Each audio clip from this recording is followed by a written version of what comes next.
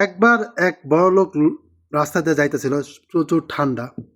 তো সে রাস্তাতে যাওয়ার সময় দেখলো যে একজন গরিব মানুষ, তার শরীরে কোনো জ্যাকেট নেই, কোনো গরম তো ঠান্ডার থেকে বাঁচার জন্য গরম কোনো কাপড় চোপড় নেই।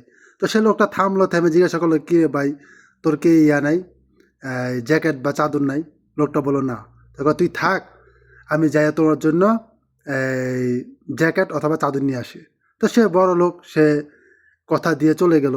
যাওয়ার পরে সে বিভিন্ন টেনশনে, তার পরিবারের টেনশনে, তার ব্যবসার টেনশনে সে ওই লোকটার কথা ভুলে গেল।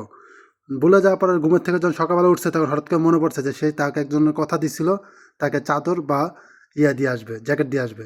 সে দৌড় দিয়ে যায়, চাদর বা জ্যাকেটটা নিয়ে কিনে সে লোকটার কাছে গেল, যে দেখলো সে এখানে মারা গিয়েছে। এখান থেকে কি বুঝতে পারেন আপনারা? অনেকে অনেক কিছু বুঝতে পারে, কিন্তু আমি যেটা বুঝলাম যে দেখুন, আপনার কাছে অনেক ধন সম্পত্তি বা আপনি অনেক বড়লোক হতে পারেন, কাউকে কথা দিলে সেটা সাথে সাথে কথাটা রেখে দিবেন। এতে কি হবে, তার উপকার হয়তো বা হয়ে যেতে পারে।